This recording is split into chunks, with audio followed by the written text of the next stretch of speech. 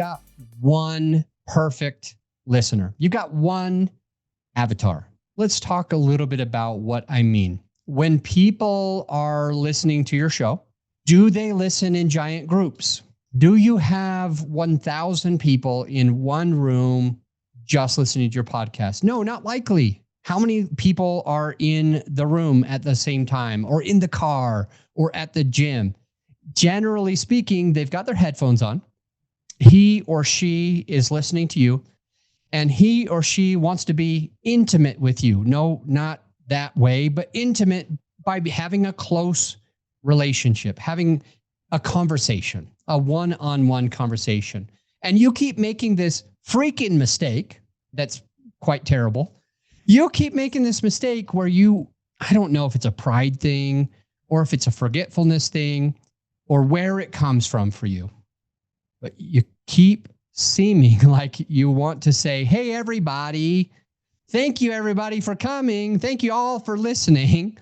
Hey, guys, it's your host.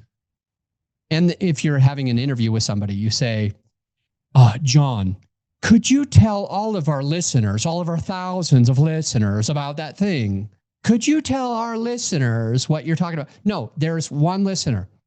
He or she or they or them has headphones in, and they are going to gain more value if you say, would you share for our listener today how you got into that? Or you might say something like, hey, instead of hey, everybody. You might say hey instead of hey, guys. You might say hi. You might say welcome back. You don't say welcome back, everyone. You just say welcome back. You don't say, hey, guys. One reason why is because not everybody is a guy.